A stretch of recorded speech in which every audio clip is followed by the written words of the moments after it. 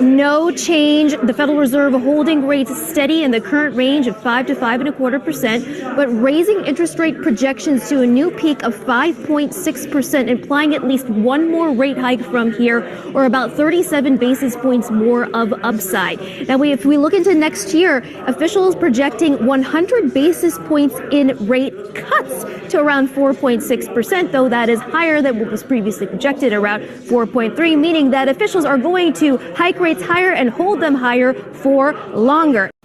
Hello, family. Welcome back to another episode of Journey to Harmony. I'm your host, Richard Harmon. Today it was announced that the Federal Reserve will be pausing their interest rate hike that has been increasing rates at their fastest pace since the 80s, attempting to bring down U.S. inflation.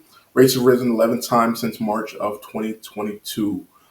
This is an interesting time right now for the Fed to pause. So we've seen rates go from 0.25% all the way up to the 5.25% that it currently is. It's expected also to possibly have one more rate hike this year.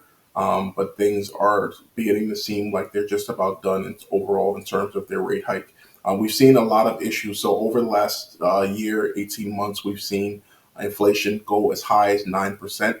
And the Federal Reserve, as a result, have used these rate increases to the federal funds rate. The federal funds rate is kind of like the wholesale price of what banks get to borrow money, and then they go ahead and tack on their particular rate 2%, 3% in terms of what is it that they're going to bring in.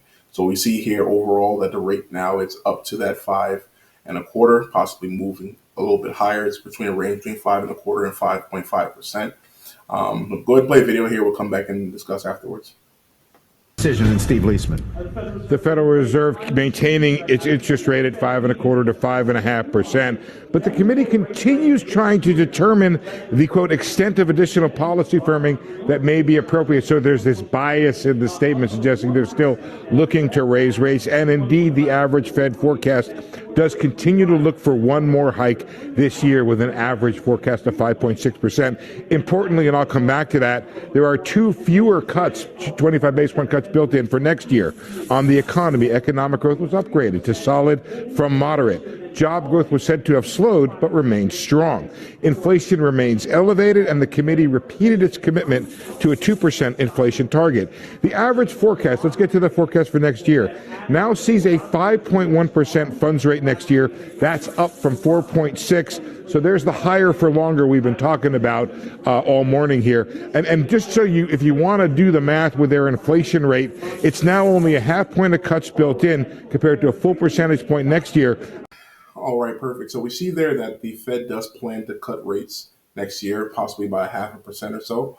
We can see how that works. Their overall plan and their strategy long term is higher for longer. Right now, the interest rates and the inflation has bottomed for the most part, it seems. It's began to rise a bit. I think the last month's reading was about 3.7% or something in that range. What's currently happening is that the cost of energy is rising pretty sharply. So the Biden administration, during their first, for a few years in terms, have cut off some access to things like the Keystone pipelines and other things in terms of that. And then additionally, Saudi Arabia has cut about 1 million barrel of production of oil per month also as well. So these are things that are constricting the cost of energy. And what happens is, as the cost of energy rises, I think it's closing in about to $100 per barrel, which makes everything else more expensive. So if you're paying more at the pump, many of us have seen this. If you're paying, $4 or $5, that is going to be transferred